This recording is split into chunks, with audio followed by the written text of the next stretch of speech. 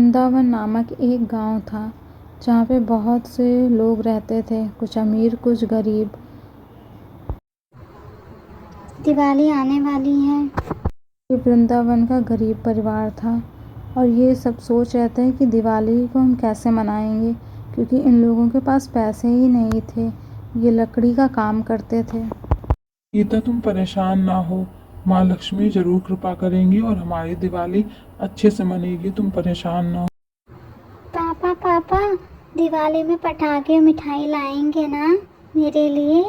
हाँ बेटा चुन्नी, तुम परेशान ना हो, मैं तुम्हारे लिए मिठाइयाँ पटाखे लेके आऊँगा। रामू लकड़ियाँ लेके चला जाता है। रामू को जंगल में एक वृद्ध आदमी मिलता है जो लकड़ियों का बोझ अपने सर पर रखे होते हैं। लकड़ियाँ कहाँ ले जा रहे हैं? बेटा मैं क्या बताऊँ, मैं घर ले जा रहा हूँ। अरे बाबा जी, मैं छोड़ आता हूँ ना आपको। नहीं बेटा, मैं चला जाऊँगा, तुम परेशान ना हो, मैं चला जाऊँगा लकड़ियाँ लेकर। नहीं बाबा जी, मैं लेके जाऊँगा। नहीं बेटा रहने दो, मैं लेके चला जाऊँगा। नहीं बाबा, इसमें परेशानी की क्या बात है, मैं आपको छोड़ाता हूँ। फिर रामू लकड़ियाँ लेकर वृद्ध आदमी के घर जाता है उनको छोड़ने के लिए। बेटा बस मेरा घर आने वाला है, बस थोड़ी ही दूर बचा है। अरे बाबा जी, आपके घर में कोई है नहीं क्या? आप अकेले रहते हैं और आप इतनी भारी लकड़ियां उठाते हैं। आपकी तबीयत खराब हो गई तो कोई तो आपके साथ होगा ही ना। नहीं बेटा, मैं अकेला ही रहता हूँ अपने घर। घर पहुंचते ही उस बुजुर्ग आदमी ने श्यामू को एक चिराग दिया, जादुई चिराग, जिससे वह अपनी सारी इच्छाएं पूरी कर सकता था। वृद्ध आदमी ने बताया कि श्यामू, अगर तुमको कभी किसी भी चीज़ की ज़रूरत होगी, तुम इस चिराग से मांगना तो वो तुम्हारी सारी इच्छा पूरी कर देगा। लेकिन तुम इसके बारे में किसी को ना बताना, नहीं तो अगर किसी बुरे व्यक्ति के हाथ में ये चिराग लग गया तो बड़ा अनर्थ हो जाएगा। इसको तुम संभाल के रखना अपने पास और किसी को इसके बारे में नहीं बताना। बेटा बस तुम इससे कहना, चिराग चिराग मेरी इच्छा पूरी करो, फिर अपनी इच्छा बताना तो ये तुम्हारी इच्छा पूरी कर देगा। तुम्हारे घर की जितनी भी परेशानियां हैं ये चिराग सब खत्म कर देगा और तुम लोग अच्छे से रहने लगोगे। बाबा जी, मैं इसके बारे में कभी किसी को नहीं बताऊंगा। फिर श्यामू घर की ओर चल देता है चिराग को लेकर। घर पहुंचते वह अपने बेटी और पत्नी से बताता है चिराग के बारे में। ये क्या चीज़ है, इतनी चमकीली चीज़?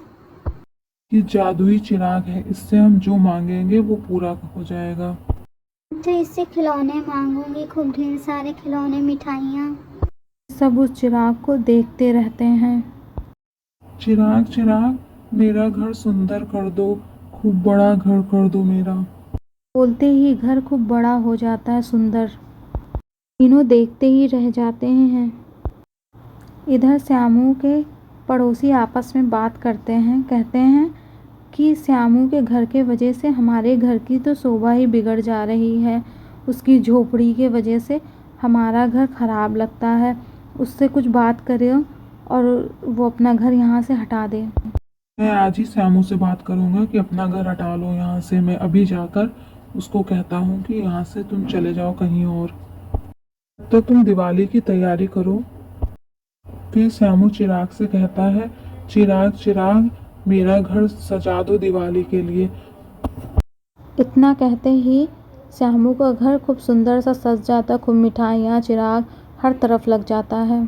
श्यामू का घर देखकर उसका पड़ोसी तो चौंक जाता है कि अचानक इतना बड़ा घर कहाँ से आ गया। वो बातें सुनने की कोशिश करता है लेकिन सुन नहीं पाता उन लोगों की बात कि कैसे ये घर आ गया है। और फिर जाकर अपनी बीवी को सब बातें बताता है कि श्यामू का घर तो बहुत बड़ा हो गया है।